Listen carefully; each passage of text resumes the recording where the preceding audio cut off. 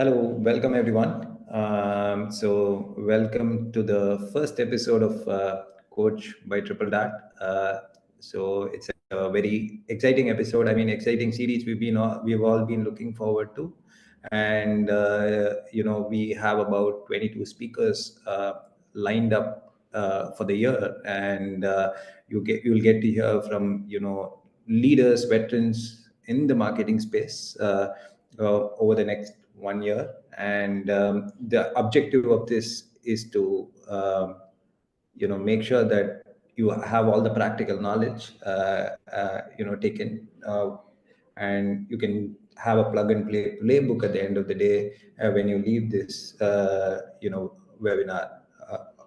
So for the first episode, we have Rory, who's going to kickstart this session, and we're extremely fortunate to have Rory on inaugurating this coach for us. A brief introduction about Rory. Rory is currently the head of SEO and content at HubSpot. Prior to this, he was working as an inbound marketing manager at remote.com, which was scaling at a very, very rapid pace, and he was taking care of all things related to inbound marketing, before which he was working with a growth marketing agency called as Symmetrical. So his experience is immense, and at the end of the episode, you will have immense takeaways for your organization and for you personally. And we're really looking forward to having you, and thanks for taking the time to attend this. And I'm Mahesh. I'll be the host of this entire series, and I work as a director of growth at Triple Dot. Over to you, Rory, and it's all yours from now. Again, team, as a ground rule, we won't be having any question and answer happening during the session. So the session will roughly go on for about 35 to 40 minutes. And in the meanwhile, you can log in your questions in the Q&A section, and we'll collate it and post the questions towards the end of the session to Rory. The recording session will also be shared, after the session is over, through email, and you can reach out to us in case of any queries in the future, or if you want any particular materials from the session as well. Over to you, Rory. Again, really great having you here and doing this for Triple Dot. Thank you, Mahesh, and really pleased to be here to kick off the Coach by Triple Dot series. So thank you everyone for joining. I'm going to share my screen now and bring up the presentation for today. So today we're going to be talking about, I think it's just loading. Let me know when you can see my screen. I don't think you can see my screen yet, if I'm not mistaken. Mahesh, could you confirm, is it saying loading? Yeah, it's loading. Yes, it is. Okay, let me try this again. Slideshow. There we are. It always works the second time around. So yes, hi everyone. Today we'll be talking about integrating audience intelligence and social listening to your content marketing playbook in 2024. And specifically how you can go about building SEO personas by integrating those data sources that are going to help you to power your content marketing playbook, future-proofing it in the age of AI disruption. So as Mahesh mentioned, I am Rory, head of content SEO at HubSpot. I've got just over a decade's worth of experience driving SEO and growth marketing for leading B2B SaaS brands and startups. I'd love to connect, so you can find me on X, LinkedIn, and my website at www.roryhope.com. So to set the scene here today, I wanted to share the results of a survey that I did of SEOs on X to better understand how they develop their SEO content strategies, mainly to understand their pain points, but also whether or not they were using social data during the process. Because when first coming up with this playbook, I had a hypothesis that SEOs weren't using social data and that it could help to alleviate a number of the pain points that they face when developing content marketing playbooks. And what were the results? Well, 40% of SEOs say they struggle to deliver consistent high quality content on a regular basis. 88% SEOs said they would like to speed up link prospecting. 63% said that keyword data doesn't provide enough information on the interests and behaviors of their target audience. And that's stark, considering that many SEOs rely primarily on keyword data. And only 16% of SEOs were incorporating social media data into their SEO strategies. So we can see a number of pain points here, and at the end that not many SEOs are actually considering social data when developing their content marketing playbook. So what we're going to cover today really is how SEO personas can go about solving and alleviating a number of those pain points. So we'll run through what SEO personas are and why they're important, how you can develop SEO personas by integrating data sources, and how you can use your SEO personas to then improve your SEO content strategy, laddering up into your wider content marketing playbook. So what are SEO personas? Well, they are target audience segments. They're built by integrating multiple data sources, and you can have multiple SEO personas per keyword topic that you're targeting for your business. Why are they important? Well, they inform the content topic, style, tone, and pain points that you want to consider in your content marketing strategy. They allow you to identify the influences, interests for influence marketing and SEO strategies.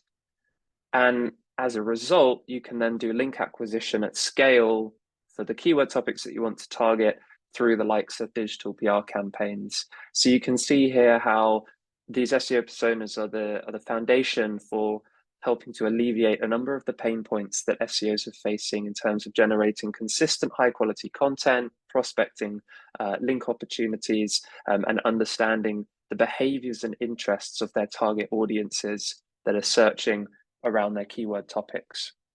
We'll run through a use case today. So we'll talk about HubSpot and specifically the CRM keyword topic and how you can go about developing SEO personas that would work to optimize for the CRM keyword topic if you were in HubSpot shoes.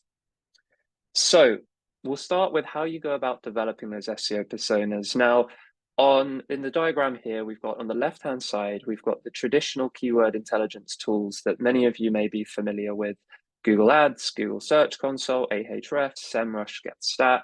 These tools allow you to identify keywords, segment keywords, track competitors that also rank for those keywords, and really develop your keyword strategy. On the right-hand side, we have our audience intelligence and social listening tools: Audience, Hootsuite, Pulsar, SparkToro, and Meltwater. And now these tools allow you to gather data to better understand the behaviors and interests of those that are searching using the keyword topics that you identify through the first stage, the keyword intelligence phase. And primarily what we're doing here with the development of SEO personas is we're integrating our keyword intelligence with our audience intelligence and social listening data, which sort of ladders up into audience intelligence. And that will allow us to, again, develop our SEO personas and use those as the foundations to our content marketing playbook with SEO at its center, or SEO success at its center. So to begin with, you really have to go through the keyword intelligence process. I like to classify the keyword intelligence process into 3 core stages: keyword research, search landscape analysis, and then developing your keyword targeting strategy from the previous 2 stages. I presume this will be very familiar with many SEOs or content marketers at the talk today. But it's at this stage then, when you get to your search landscape analysis, that you're going to integrate and create audience intelligence reports based on your SEO competitors that you identify at that stage, and then use that to understand your SEO personas. That then gets moved across when you are starting to develop your keyword targeting strategy. You look at which influences the SEO personas behind your keyword topic are influenced by, and you can use that to develop an audience first SEO strategy that will then fuel your playbook moving forwards. So we'll go into keyword research at a top level first. So with keyword research, you first want to consider keyword identification. So again, using the likes of Google Ads, Search Console, Ahrefs, SEMrush, Excel, and G Sheets allows you to identify hundreds, thousands, tens of thousands, potentially hundreds of thousands of keywords that are relevant to your products and services. Once you've done the keyword identification phase, it's important to segment your keywords into topics and subtopics. So let's use the HubSpot CRM or HubSpot as an example here and look at a number of keyword topics that HubSpot may want to target, such as CRM, marketing software, and sales software. These would be our primary topics, and we would look to tag our keywords to those primary topics during the segmentation phase. But we also want to consider our subtopics. They may be the likes of solutions, benefits, or enterprise, and they generally indicate varying user intents. And they allow you to tag your keywords granularly during the keyword research phase, because you're going to use that data to then identify your SEO competitors at a keyword topic level further down the line. So here are some examples. I'll run through CRM solutions. You can see it's relevant to the topic CRM, but you would also want to tag it as solutions to indicate that transactional intent. And marketing software benefits for marketing software with a subtopic of benefits, which is an informational intent, and then enterprise sales software, which is relevant to the sales software topic, but there's also a subtopic there of enterprise that has a mix of informational and transactional intent. Once you've got your keywords identified and segmented, you're going to want to move on to your search landscape analyses. Now, your search landscape analysis consists of identifying your SEO competitors that rank the best, perform the best for those topics and subtopics that you've identified at the previous stage. You can conduct a gap analysis to see where your website is performing versus those SEO competitors for those topics that you want to target. You can also conduct SERP intent analyses to just confirm your hypotheses around the intents of your subtopics. And to do that, you go through the process of template analysis to reverse engineer the intents. And as a result of this, you prioritize your keywords ahead of building out a keyword targeting strategy. But it's at this stage where you're going to want to integrate an audience intelligence report. So basically bringing in audience intelligence data to your search landscape analysis to really understand and identify who your SEO personas are. So the phases here include uploading your SEO competitors identified during the search landscape analysis into an audience intelligence tool, using that to pull back data that uncovers your keyword level SEO personas. And you can also identify where you have overlaps between keyword topics that have the same audience segments searching within them or SEO personas. So if we look at that search landscape analysis process before we create our audience intelligence report, we have the keyword identification phase that we went through. We will then tag our keywords based on topics and subtopics as part of the segmentation process. That will give us our keyword rankings, not just for our website, but also for those other websites that rank for the topic or subtopic that you're analyzing. I suggest you export that data from the likes of Ahrefs, SEMrush, or GetStat, transfer it into Excel and format it, and then you can pivot table on that data to identify the best performers for those various keyword topics that you want to target. And they are your SEO competitors. They're not always direct competitors. They may be publications or other types of websites that do compete with you in the search results. And at that point, you've got your SEO competitors and you can do your search landscape analysis, as mentioned in the previous slide, where you're looking at template analyses, refining intents, and prioritizing your keywords based upon the best opportunities. Once again, this is quite a familiar process, I expect, for many SEOs here, but the next stage is when we're going to bring in our audience intelligence data to build our SEO personas. So if we look at the CRM keyword topic here, now I have included fictional data here. In real life, it looks something like this. But if we were to analyze, say, 60 keywords that have been tagged as a CRM topic, to understand which websites rank for the most number of keywords that have been tagged as CRM, but also their average rank, the results will show you, the analysis will show you the top ranking or best performers for that topic. And these are your SEO competitors. So for CRM, we have HubSpot, Zoho, Salesforce, Pipedrive, ActiveCampaign, and Marketo. So I would classify these as my SEO competitors in this stage of building out my SEO personas.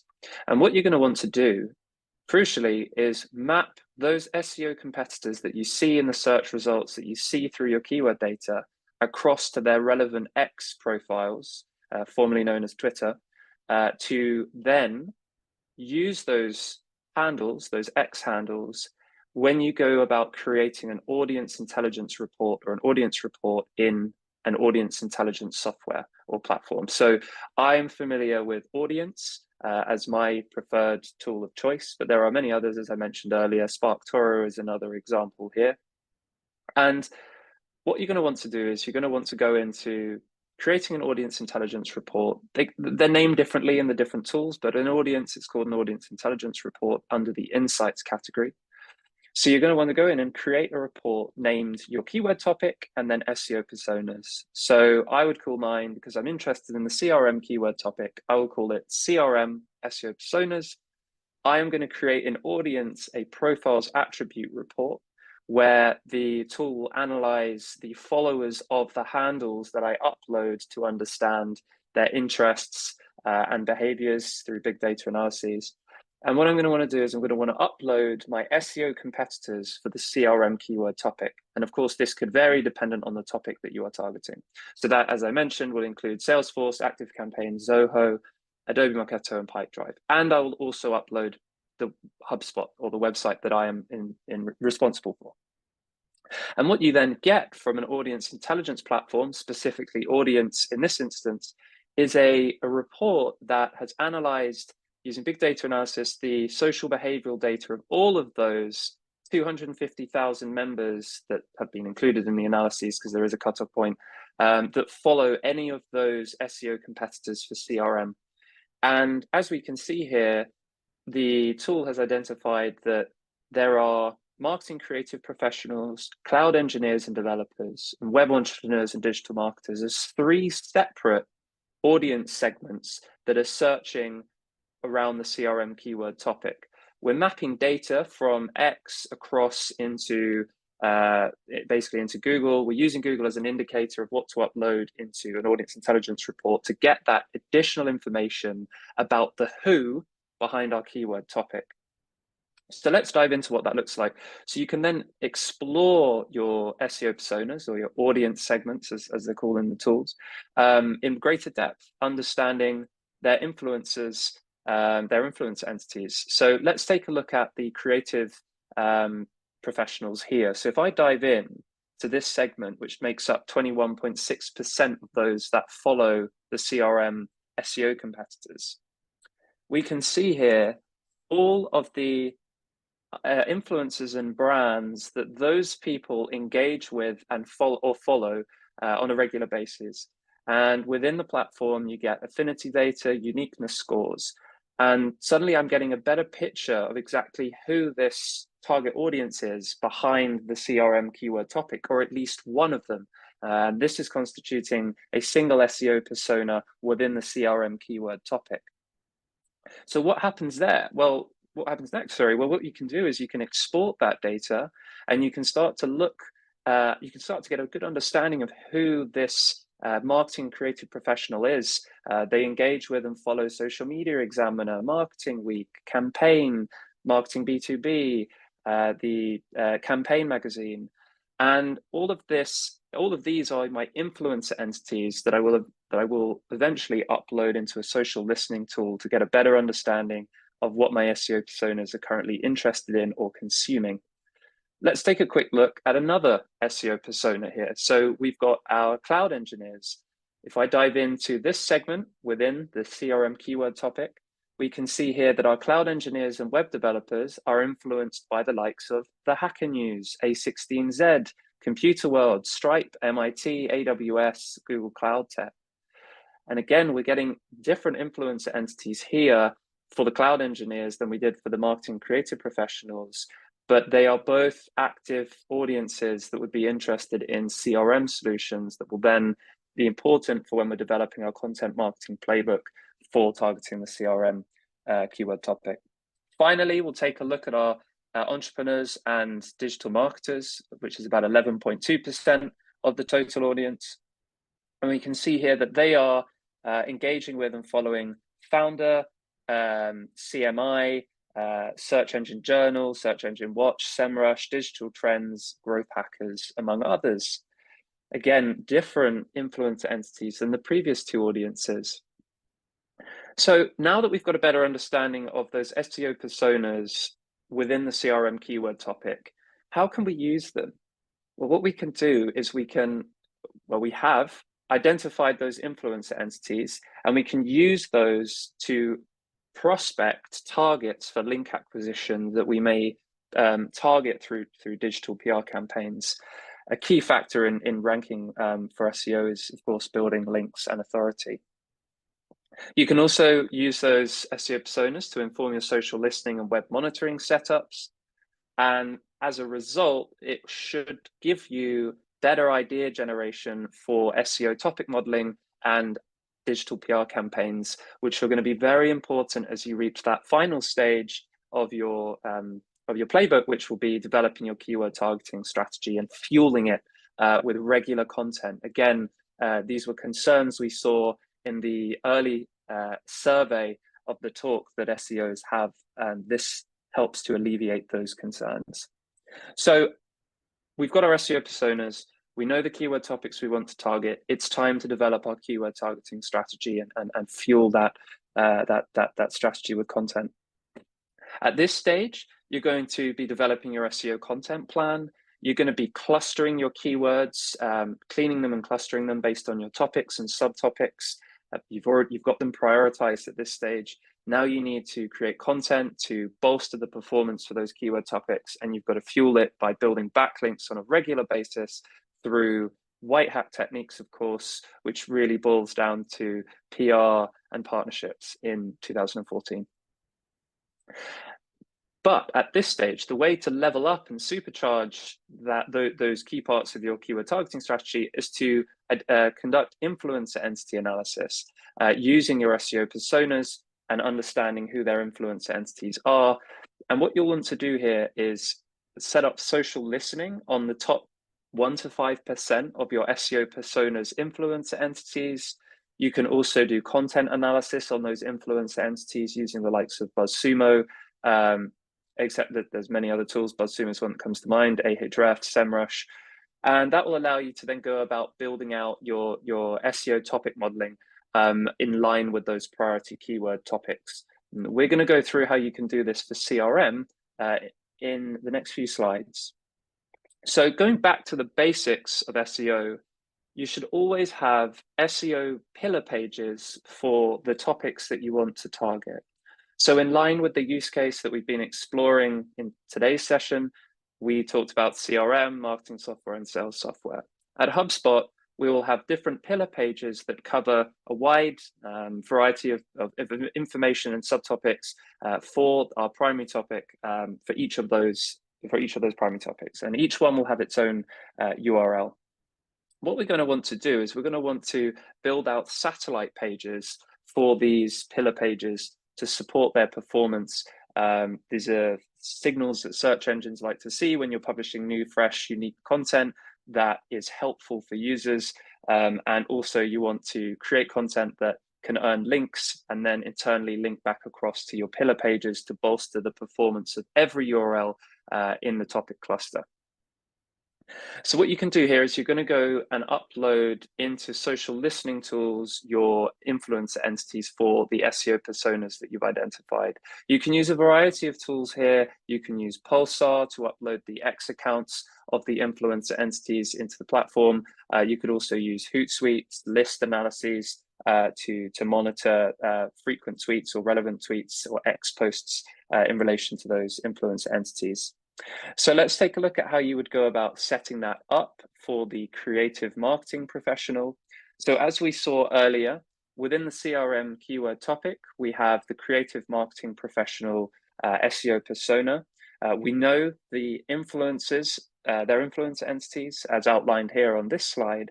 And what we're going to want to do now is we're going to want to upload those influencer entities into a social listening tool to stay on the pulse of the latest trends, conversations that are happening in real time, to then inform the content that we're going to create to bolster the performance of our CRM keyword topic. As we saw earlier on, ideas can often run dry very quickly if you're only using keyword data. Mainly that's evergreen data there. It's not refreshed very often, whereas social data is very dynamic, and it can really inform a much more dynamic and effective content and link strategy in support of your keyword topic, your priority keyword topics. So you're using this data to inform that content marketing playbook. I recommend using something like Hootsuite. It's relatively low cost for freelancers and agencies or in-house teams. Used to have a free solution. I think now it's paid. But what you can do here is use lists to set up lists for your various SEO personas and track their influencer entities within those lists to get dashboards of the most relevant content in real time. So let's say we're going to create our list for the creative marketers, an SEO persona for the CRM keyword topic. You can see here that I'm going to go about uploading those influencer entities that I've identified in my audience intelligence report into Hootsuite in this list crawl. And as a result, I can then build dashboards showing all of the latest conversations, latest news and trends for the influencer entities that my SEO personas are interested in. And you can see here at the top that I've tagged, I've called all of these lists my keyword topic, followed by my SEO persona.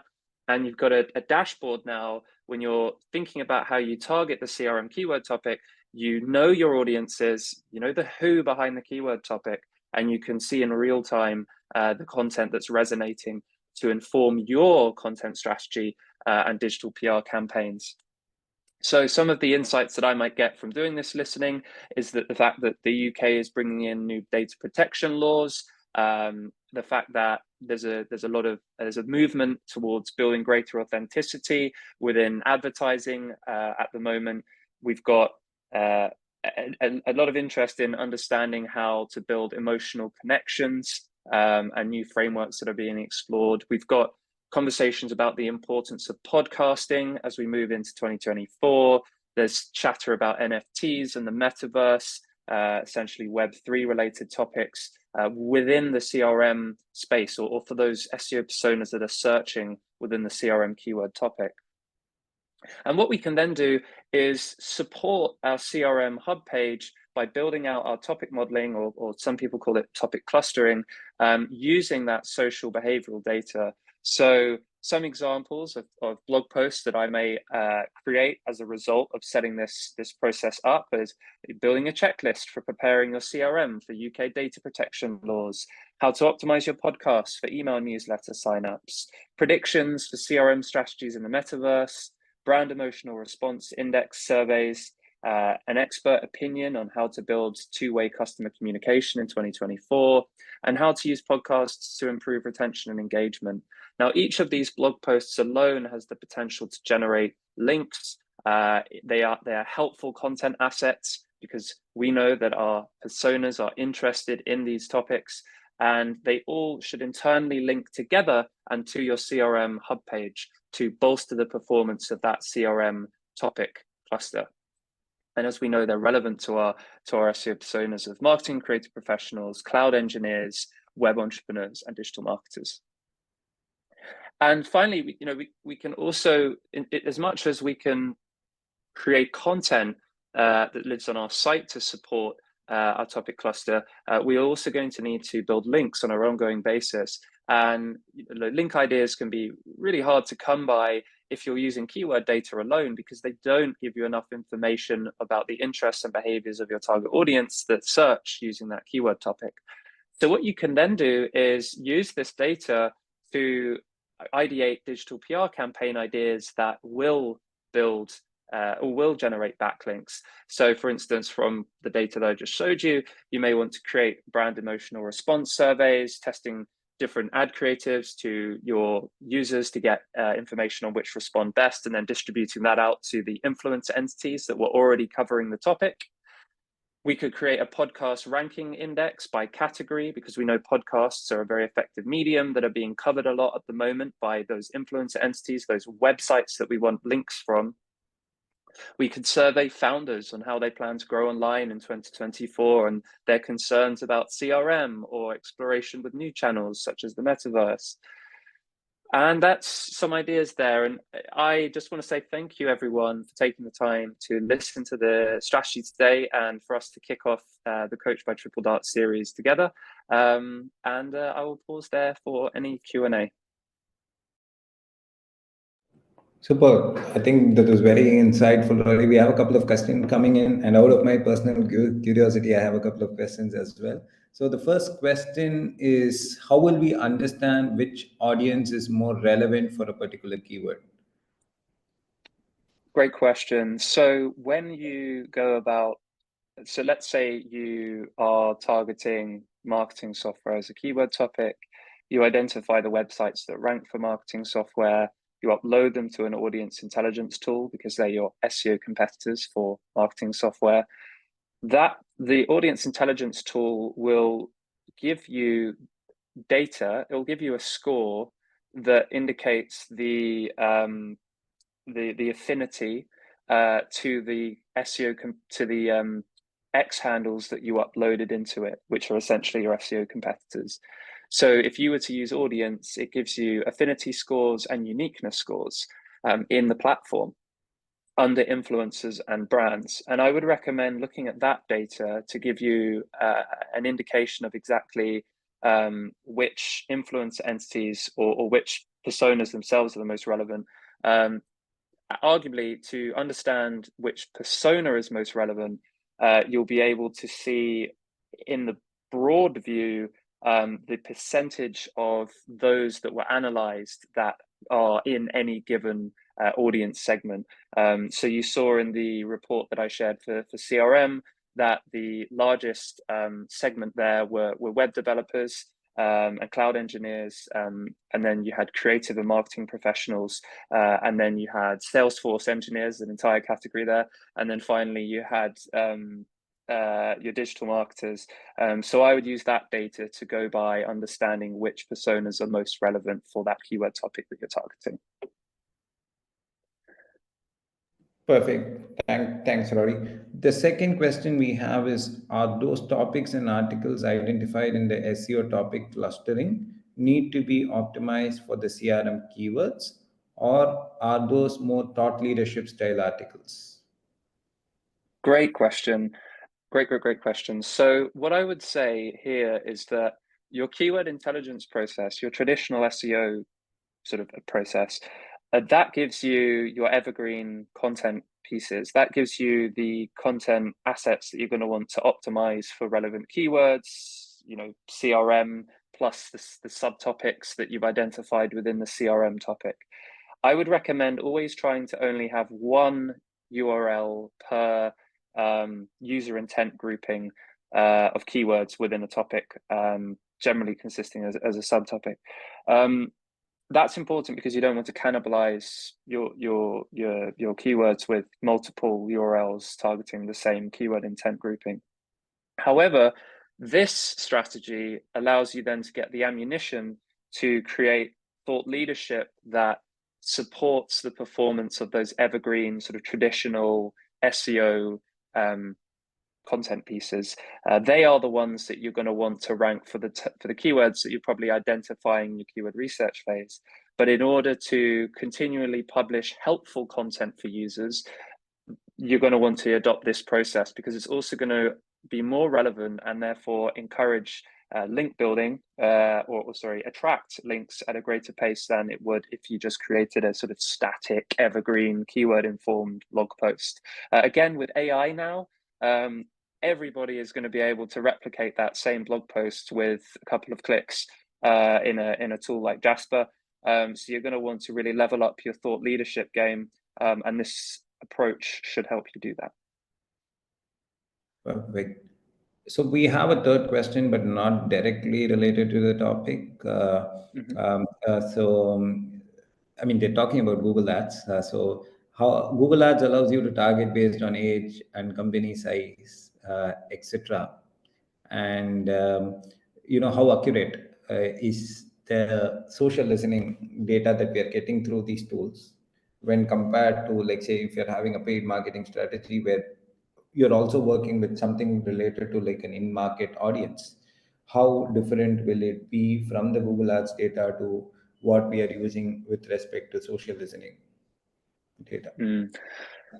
Great question. So, they are different data sets because the data is coming from interactions across different platforms from everything that I'm aware of.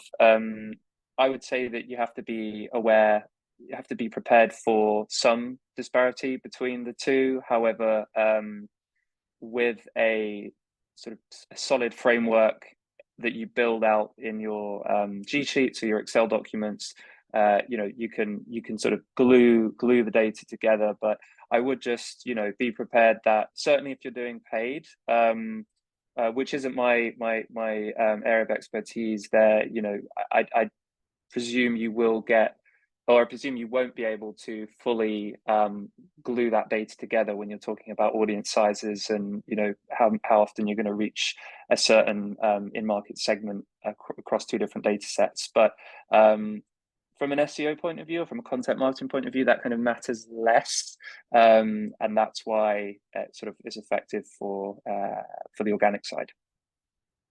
Perfect. And we have an anonymous attendee asking, do you have any recommended courses to learn digital PR? Great question. So, I will always revert to learningseo.io, Aleda Solis resource on learning SEO. So that's learningseo.io. And then within that, she has a section in there for sort of link building. I can't remember exactly what it's called.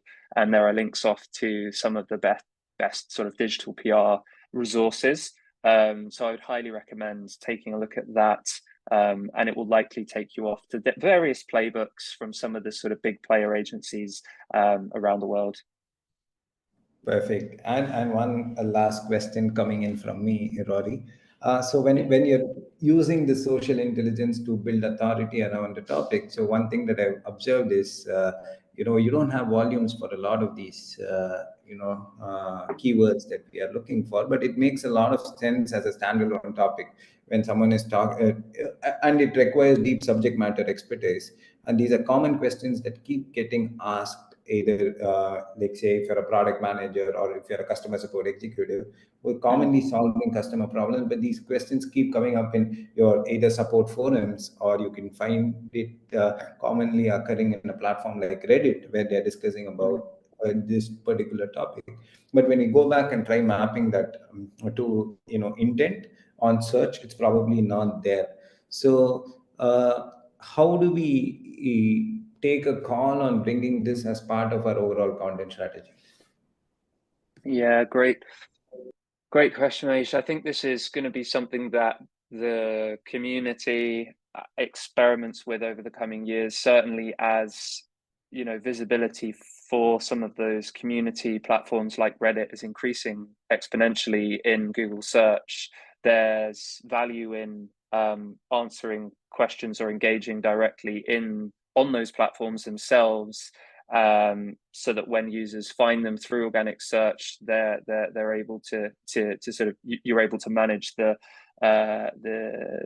conversation there. In terms of specifically what content you would create on your own channels, like your website, I think that does come down to a resourcing call.